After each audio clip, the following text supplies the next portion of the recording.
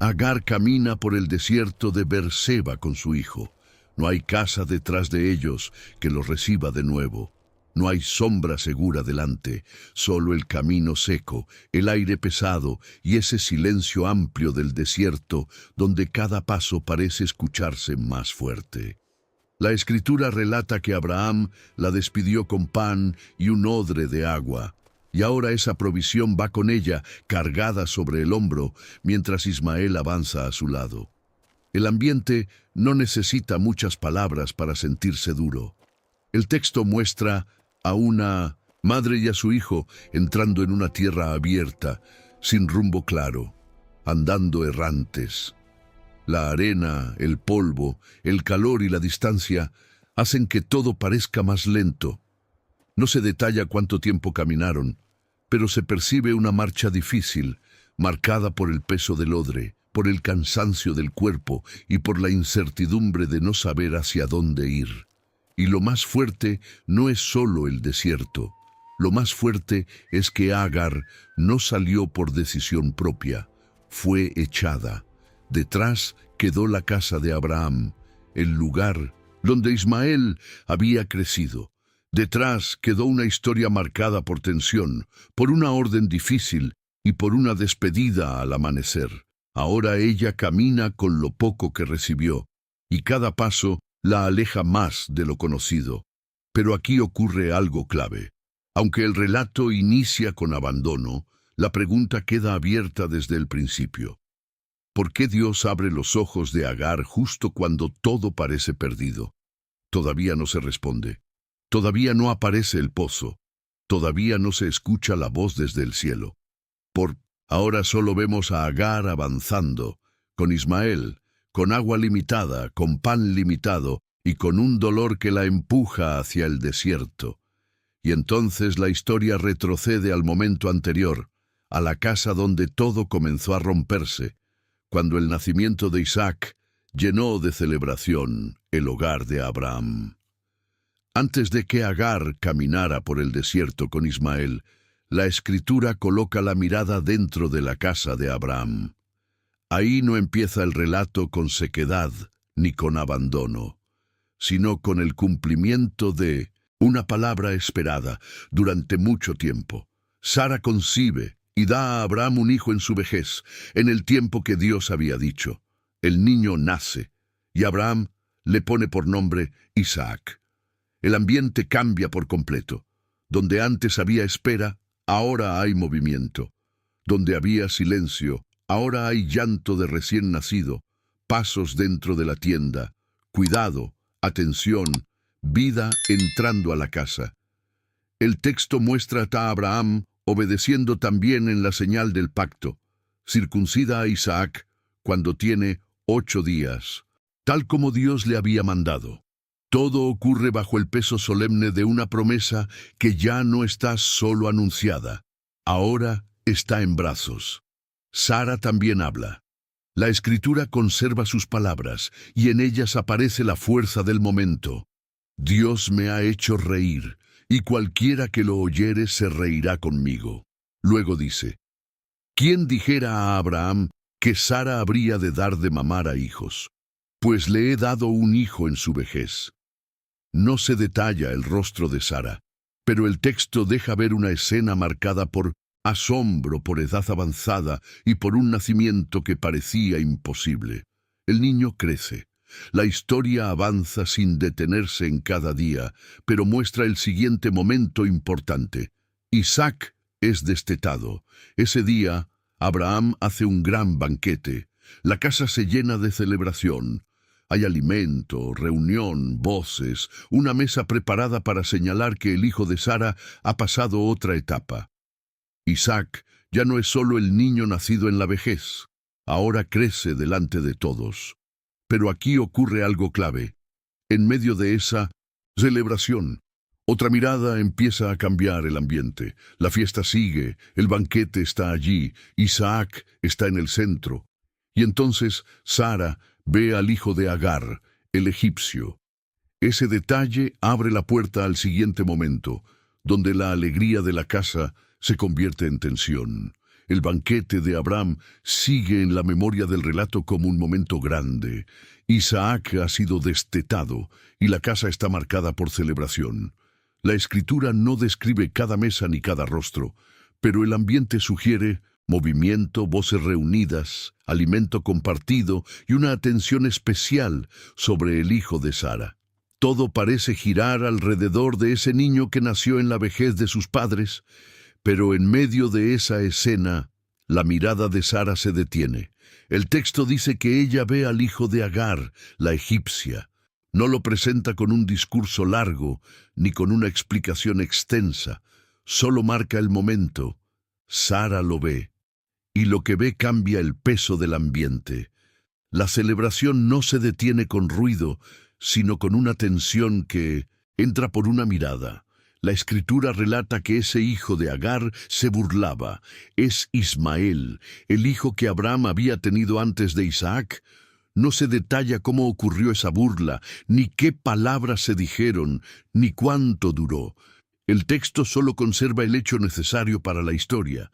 En ese instante, la fiesta deja de sentirse ligera. Hay algo en esa escena que Sara no deja pasar, y entonces aparece el contraste. Por un lado está Isaac, el hijo de la promesa, en el centro de un banquete. Por otro lado, está Ismael, el hijo de Agar, presente en la misma casa. Ambos pertenecen al relato de Abraham, pero ahora la distancia entre sus caminos comienza a hacerse visible. La tensión no nace en el desierto, nace aquí, dentro de la casa, durante una celebración. Hay un detalle que cambia la escena. Sara no guarda silencio. Lo que ve la lleva al siguiente movimiento de la historia. La alegría del banquete queda atravesada por una decisión que todavía no se ha dicho, pero que ya viene cargada de dureza. La mirada de Sara abre el paso a una orden que alcanzará a Agar y a Ismael, y la casa de Abraham ya no volverá a sentirse igual. Sara habla con Abraham y la escena cambia de peso. Ya no estamos solo ante una mirada durante el banquete. Ahora sus palabras caen dentro de la casa con una fuerza que no se puede suavizar. La escritura conserva la orden de Sara de forma directa. Echa a esta sierva y a su hijo. No hay rodeos. No hay una conversación larga registrada. Solo una petición dura, marcada por separación. El ambiente que antes estaba lleno de celebración, ahora queda atravesado por silencio y tensión. Isaac está en el centro de la herencia de Sara, y Sara señala al hijo de Agar como alguien que no debe permanecer en el mismo camino. La razón también queda dicha, porque el hijo de esta sierva no ha de heredar con Isaac, mi hijo. El texto muestra esa frontera trazada con palabras firmes. Agar queda nombrada como sierva, Ismael queda nombrado como el hijo de la sierva, y ese detalle vuelve más pesada la escena, porque no se trata solo de una discusión familiar. Es una decisión que toca el lugar de cada uno dentro de la casa de Abraham. Lo que Sara vio en el banquete ahora se convierte en una exigencia, que Agar e Ismael salgan. No se detalla dónde estaba Agar cuando Sara habló, ni cómo recibió esa orden en ese primer momento. La escritura no abre esa parte, solo permite ver la fuerza de lo dicho y el impacto que viene después. La casa donde Ismael había estado ya no aparece como un lugar seguro para él. El hijo de Agar queda separado del hijo de Sara por una frase que define el rumbo de ambos, y entonces la atención pasa a Abraham. Porque Sara ya habló, pero la decisión no termina ahí. La orden ha sido pronunciada, la herencia ha sido mencionada, y el nombre de Ismael queda bajo una sombra dolorosa.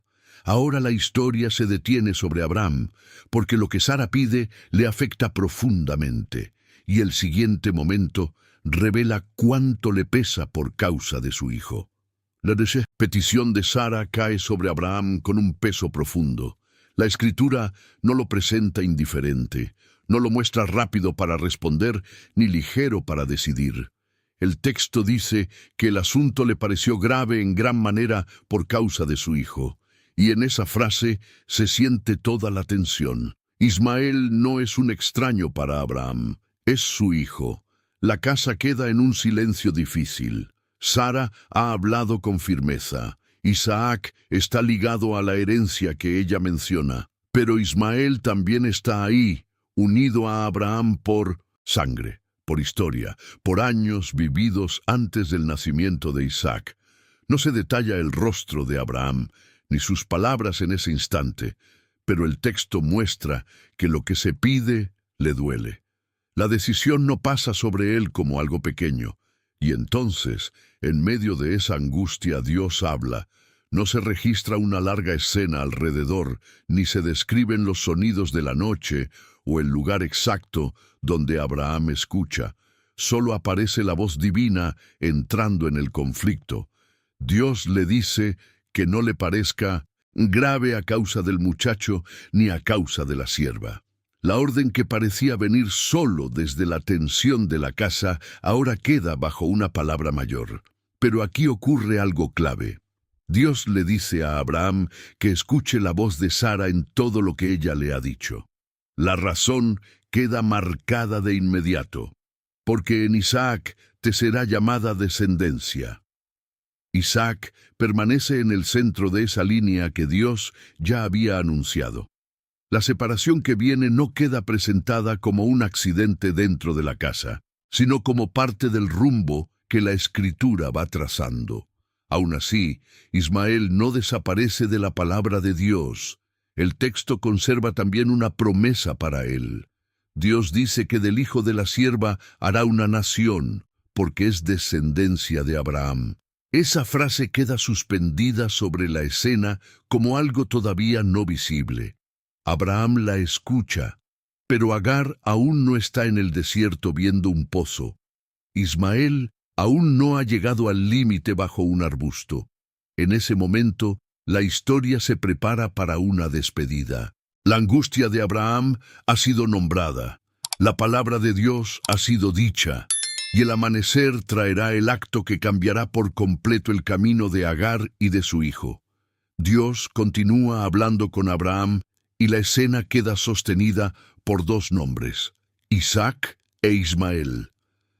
Primero, la Escritura marca el lugar de Isaac. Dios le dice a Abraham que en Isaac será llamada su descendencia. Esa palabra ya había sido anunciada antes, pero ahora aparece en medio de una decisión dolorosa, justo cuando la casa de Abraham está a punto de dividirse. La tensión no se borra. Abraham ha escuchado que debe atender lo que Sara dijo, aunque el asunto le pareció grave por causa de su hijo. Isaac está ahí, ligado a la promesa que Sara defiende. Ismael también está ahí, hijo de Abraham, nacido antes, presente en la historia de la casa. El texto no suaviza esa separación, la deja avanzar con todo su peso. Pero aquí ocurre algo clave. Dios no deja a Ismael fuera de su palabra. Después de afirmar el lugar de Isaac, Dios habla también del hijo de la sierva, y la frase queda firme sobre la escena: también de él hará una nación. No porque la situación sea fácil, no porque el camino que viene sea claro, sino porque Ismael también es descendencia de Abraham. Esa promesa cae antes del desierto, antes de que el agua se termine, antes de que Agar se siente lejos del muchacho para no verlo morir. Abraham escucha primero lo que Agar todavía no puede ver. La Escritura no dice que ella estuviera presente oyendo esa palabra. El texto muestra a Dios hablándole a Abraham, y en esa conversación el destino de Ismael no queda cerrado por la expulsión. Entonces la casa permanece en una pausa pesada. Sara ya ha pedido que Agar y su hijo sean echados. Abraham ya ha sentido la gravedad del asunto. Dios ya ha dicho que Isaac seguirá la línea señalada, pero también ha dicho que Ismael llegará a ser una nación. Dos caminos quedan separados desde ese momento, aunque ambos siguen bajo una palabra pronunciada por Dios. Y ahora todo se mueve hacia el amanecer. La promesa está dicha, pero todavía no hay alivio visible. Agar aún no ha salido. Ismael aún no ha probado la sed del desierto. El odre todavía será llenado, el pan será entregado, y la despedida abrirá el tramo más duro de esta historia. Abraham se levanta muy de mañana. La Escritura marca ese detalle con precisión, como si el amanecer cargara el peso de lo que está por ocurrir. No se describe una conversación larga antes de la salida, no se dice que hubiera preparativos extensos. Solo aparece Abraham temprano, tomando lo necesario para entregar a Agar y a Ismael. El texto relata que toma pan y un odre de agua. Son provisiones sencillas, concretas, visibles. El pan para el camino, el agua guardada en el odre. En el silencio de esa mañana, esos objetos pesan más que su tamaño porque serán lo único que Agar lleve al salir de la casa. No hay abundancia descrita, no hay caravana, no hay compañía, solo pan, agua y el muchacho. Abraham coloca el odre sobre el hombro de Agar. Ese gesto queda fijo en la escena. La carga pasa a ella, el camino también. Ismael queda junto a su madre, ligado a esa despedida que ya no se puede detener. La Escritura dice que Abraham también le entregó al muchacho. No se detallan palabras de Agar, ni de Ismael, ni una despedida extensa. El relato avanza con una sobriedad que hace más fuerte el momento. Y entonces Abraham la despide. Agar sale. La casa queda atrás. La promesa que Abraham escuchó sobre Ismael todavía no se ve en el camino. Por ahora, solo se ve una madre con provisión limitada y un hijo que cruza el umbral hacia lo desconocido. El aire de la mañana no borra la dureza de la orden. La salida ya comenzó. Pero aquí ocurre algo clave. La historia no se queda en la puerta de la casa. Desde ese instante, el relato sigue los pasos de Agar. Ella ya no está dentro del espacio de Abraham. Camina con Ismael hacia el desierto de Berseba, y cada paso los separa de lo conocido. La despedida termina, pero el tramo más intenso apenas está empezando. Ahora ya no hay casa, no hay banquete, no hay voces reunidas alrededor de Isaac. No hay techo cercano ni lugar conocido donde Agar pueda detenerse. La Escritura relata que ella salió y anduvo errante por el desierto de Berseba. Esa palabra pesa, errante. No se muestra un camino claro, ni una ruta marcada, ni un destino visible. Solo una madre, su hijo, pan y un odre de agua. El desierto abre la escena con su dureza, el suelo seco, el polvo que se levanta con los pasos, el aire caliente sobre el rostro, la distancia extendida delante de ellos. No se detalla la hora ni el ritmo exacto de la marcha, pero el ambiente sugiere cansancio, silencio y una soledad que se va haciendo más grande conforme la casa de Abraham queda atrás. Agar lleva la provisión que recibió. El odre va con ella, pero no como abundancia, sino como límite. Cada pausa, cada movimiento, cada tramo recorrido tiene ahora el peso de saber que el agua no durará para siempre. Ismael sigue en esa misma historia junto a su madre, caminando en una tierra donde no aparece todavía ningún alivio. Y aquí ocurre algo clave. La promesa sobre Ismael ya fue dicha a Abraham, pero Agar todavía camina sin verla cumplida. El texto no muestra señales en el horizonte, no muestra una voz todavía, no muestra un pozo, solo presenta el avance por el desierto, como si la historia obligara a mirar primero la sequedad antes de revelar cualquier respuesta. El contraste es fuerte. Antes hubo celebración por Isaac. Ahora hay errancia para Agar e Ismael. Antes hubo una mesa preparada. Ahora hay pan limitado. Antes hubo casa. Ahora espacio abierto y silencio. La escena se estrecha alrededor de ellos dos, aunque el desierto parezca inmenso. Y entonces la tensión empieza a subir. Porque mientras caminan por Beerseba, el agua del odre se va acercando a su fin. Lo que todavía sostiene el viaje está a punto de acabarse y el siguiente momento llevará a Agar hasta el límite más doloroso del relato. Si quieres seguir recorriendo estas historias bíblicas con nosotros, suscríbete a Cuento de Profetas. El desierto de Berseba sigue alrededor de Agar e Ismael, abierto, seco, sin una salida visible en el relato. La casa de Abraham ya quedó atrás. La fiesta por Isaac ya no pertenece a esta escena. Ahora todo se reduce al avance difícil de una madre y su hijo, caminando con lo poco que Abraham les entregó al amanecer. Entonces llega el golpe que cambia el ritmo de la historia. El agua del odre se termina. La escritura lo dice con una sobriedad que pesa. No describe el último sorbo ni el momento exacto en que Agar mira el recipiente vacío. Solo muestra el límite. Ya no hay agua. Lo único que podía sostenerlos en medio del calor deja de estar. Hay un detalle que vuelve más dura la escena. No se menciona otra fuente cerca. No aparece todavía ningún pozo. No hay voz del cielo en ese instante. Solo el desierto y el odre vacío.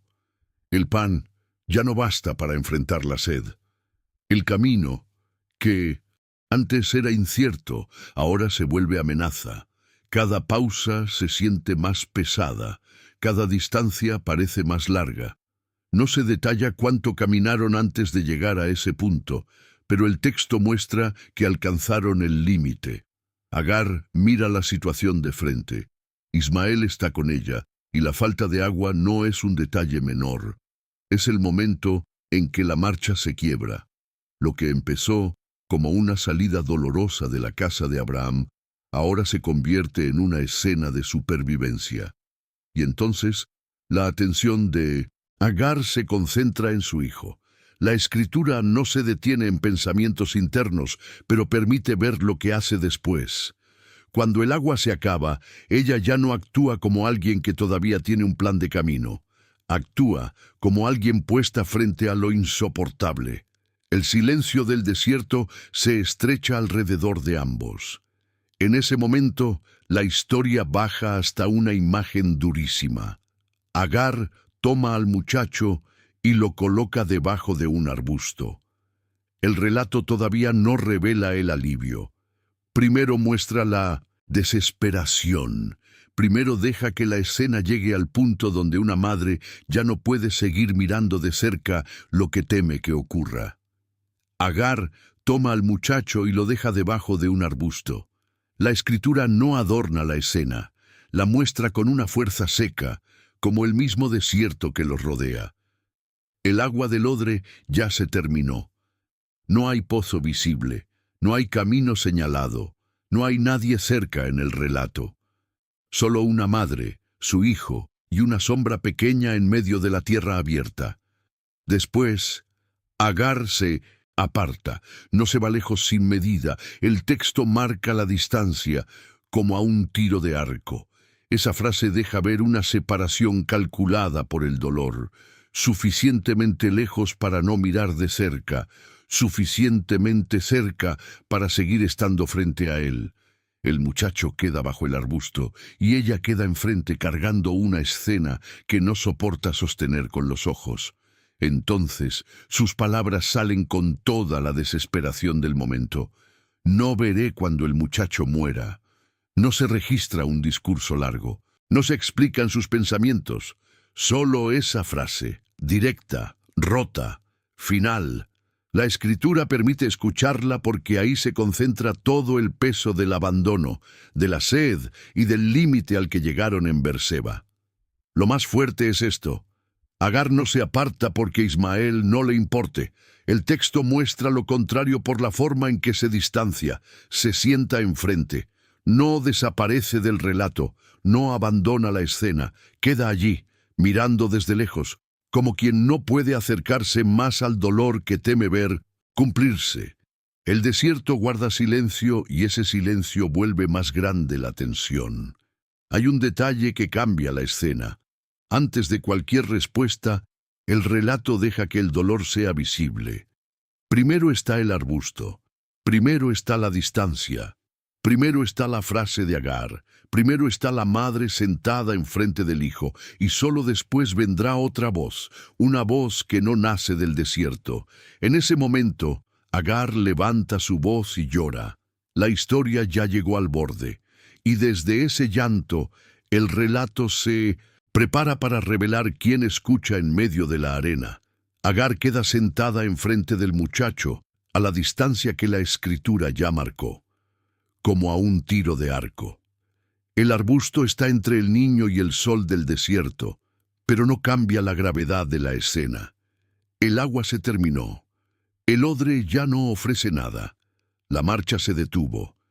Y ahora el silencio de Berseba pesa sobre una madre que no quiere ver morir a su hijo. Entonces Agar levanta la voz y llora. El texto no describe sus lágrimas una por una, ni explica sus pensamientos, solo muestra el sonido que rompe el desierto. Ya no hay palabras largas, ya no hay camino, ya no hay fuerza para seguir avanzando. Su llanto queda frente al muchacho, frente a la tierra seca, frente a ese momento donde todo parece cerrado. Pero aquí ocurre algo clave. La Escritura dice que Dios oyó la voz del muchacho. No dice primero que oyó la voz de Agar, aunque ella también lloró. El relato dirige la atención hacia Ismael, allí donde estaba. El muchacho, colocado bajo el arbusto, no queda perdido en la escena. Su voz sube desde ese lugar exacto y Dios la escucha. El ambiente cambia sin que todavía aparezca el agua. El desierto sigue siendo desierto. El odre sigue vacío. Agar sigue sentada enfrente. Pero algo invisible ya se movió dentro del relato. El llanto no quedó enterrado en la arena. Antes de que Agar vea el pozo, antes de que se levante, antes de que el muchacho beba, la Escritura revela que Dios escuchó. Y entonces la tensión se vuelve más profunda. Porque hasta ese momento, Agar solo podía ver el límite, su hijo bajo el arbusto, la distancia entre ambos, el agua terminada. Pero el texto abre otra dimensión de la escena. Hay una voz desde el cielo que está por entrar en el desierto. No nace de Agar, no nace de Ismael, viene de Dios. En ese momento, el ángel de Dios llama a Agar desde el cielo. Y la historia, que estaba detenida en llanto, empieza a girar hacia una palabra que ella todavía no ha escuchado completa. Entonces, el ángel de Dios llama a Agar desde el cielo. La escena cambia con una sola voz. El muchacho está debajo del arbusto. Agar está sentada enfrente, separada por aquella distancia como de un tiro de arco. El odre sigue vacío. El desierto sigue extendido alrededor. Pero ahora el silencio se rompe desde arriba. La Escritura conserva las palabras con claridad. ¿Qué tienes, Agar? No es una voz perdida en el viento. Es un llamado directo, con su nombre, en el lugar exacto donde ella está. Agar no queda como una figura olvidada en medio de Berseba. El relato la vuelve a poner en el centro de la escena, no por lo que ella puede hacer, sino por la voz que la alcanza. Y luego viene la frase que detiene el miedo: no temas. No se detalla cómo se levantó su rostro, ni qué gesto hizo al escuchar, pero el texto muestra que la palabra llega justo en el momento más bajo, cuando ella ya había dicho que no quería ver morir al muchacho. Todavía no ha visto el pozo, todavía no ha llenado el odre, pero ya recibió una voz que interrumpe la desesperación. Hay un detalle que cambia la escena. El ángel declara por qué esa voz ha llegado. Porque Dios ha oído la voz del muchacho en donde está. La Escritura no deja la frase en generalidades. Dice, ¿en dónde está? Ismael no está perdido bajo el arbusto. Su lugar ha sido visto. Su voz ha sido oída. El punto exacto de su debilidad queda nombrado delante de Dios. Agar escucha desde el desierto una respuesta que no nace de la tierra seca. La voz no niega la escena, El muchacho sigue allí, la sed sigue siendo parte del relato, pero ahora el abandono ya no ocupa todo el espacio. Una palabra ha entrado entre la madre y el hijo, entre el llanto y el arbusto, entre la distancia y lo que todavía está por suceder. Y entonces el ángel no solo habla para calmarla, la llama a moverse. La siguiente orden llevará a Agar de estar sentada enfrente del muchacho, a levantarse, acercarse a él y sostenerlo con su mano. Antes de continuar, suscríbete a Cuento de Profetas para acompañarnos en más historias de la Escritura. El ángel de Dios no deja a Agar sentada a la distancia. Después de llamarla desde el cielo, después de decirle que no tema, la voz le ordena levantarse. La escena empieza a moverse otra vez. Antes, Agar estaba enfrente del muchacho, separada por el dolor. Ahora la palabra la empuja a acercarse. La Escritura conserva la orden con claridad. Levántate, alza al muchacho y sosténlo con tu mano. No es una frase larga, pero cambia la postura de toda la escena. Agar ya no queda solo mirando desde lejos. Tiene que volver hacia Ismael, tiene que alzarlo, tiene que tomarlo con su mano. El relato pasa del llanto inmóvil al movimiento directo. El muchacho sigue bajo el arbusto. El desierto sigue alrededor. El odre sigue sin agua. Nada visible ha cambiado todavía en la tierra, pero algo ya cambió en el curso de la historia. Agar ha recibido una palabra desde el cielo, y esa palabra la pone de pie antes de mostrarle el alivio.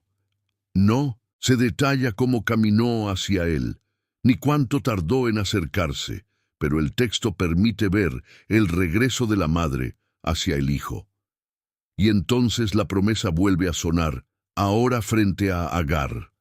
El ángel dice que Dios hará del muchacho una gran nación.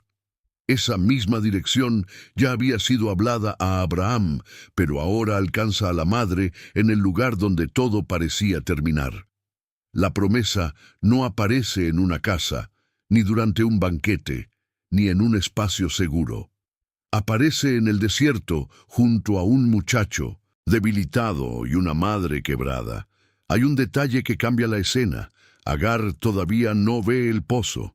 La respuesta completa no ha llegado a sus ojos. Primero oye que Dios escuchó la voz del muchacho. Luego recibe la orden de levantarse. Luego escucha que Ismael tendrá futuro. La historia avanza paso a paso, sin apresurarse, dejando que cada palabra caiga sobre la arena antes de que aparezca el agua. Y en ese punto, el relato llega al borde del clímax. Agar ya fue llamada. El muchacho ya fue nombrado por la promesa. La madre ya no está lejos. Ahora falta que sus ojos sean abiertos, y lo que no veía en el desierto cambiará por completo la escena. Entonces llega el clímax de la escena. Agar ya escuchó la voz desde el cielo. Ya recibió la orden de levantarse, de alzar al muchacho y sostenerlo con su mano. La promesa sobre Ismael ya fue pronunciada en pleno desierto, pero todavía hay una necesidad visible, urgente, inmediata: el agua. El odre sigue vacío y el muchacho necesita beber. Y entonces, la Escritura relata algo preciso. Dios abre los ojos de Agar. No se dice que ella descubrió por casualidad. No se dice que alguien la guió desde lejos. El texto muestra que sus ojos fueron abiertos. Hay un cambio repentino en la forma en que Agar mira el desierto. El mismo lugar que parecía cerrado, seco y sin salida, ahora revela algo que antes ella no veía. Frente a ella aparece un pozo de agua. La Escritura no detalla si el pozo ya estaba allí antes ni cómo era su forma. Solo presenta el momento necesario. Agar lo ve. Ese detalle cambia toda la escena. La distancia, el arbusto, el llanto, la sed y el odre vacío quedan frente a una nueva imagen. Agua en medio del desierto de Berseba. En ese momento, Agar se mueve. Ya no está sentada enfrente del muchacho, ya no se queda mirando desde lejos. Va hacia el pozo, llena el odre con agua. El recipiente que antes marcaba el final del camino vuelve a tener peso, pero ahora con vida dentro. La escena se vuelve concreta, paso a paso. Ojos abiertos, pozo visto, odre lleno, y entonces Agar da de beber al muchacho. Ismael, que había quedado bajo el arbusto, recibe agua de manos de su madre. No hay discurso largo, no hay explicación añadida, solo el acto que rompe la desesperación. El agua llega al hijo que Dios oyó donde estaba. Hay un detalle que sostiene toda la tensión anterior. La pregunta abierta desde el principio empieza a responderse aquí. Dios abrió los ojos de Agar después de oír la voz del muchacho. Y con el odre lleno, la historia ya no termina en el arbusto. Avanza hacia lo que la Escritura dice después sobre Ismael. Ismael vive. La escena ya no está detenida bajo el arbusto. El muchacho que había quedado en el límite recibe agua, y la historia continúa. La Escritura no prolonga el llanto ni vuelve a la casa de Abraham en este punto. El relato sigue a Ismael hacia adelante, en el mismo territorio donde parecía que todo iba a terminar. El texto dice que Dios estaba con el muchacho. Esa frase queda colocada después del desierto, después del odre vacío, después de la voz desde el cielo y después del pozo visto por Agar. No se detalla cada día de su crecimiento, ni cada camino que recorrió.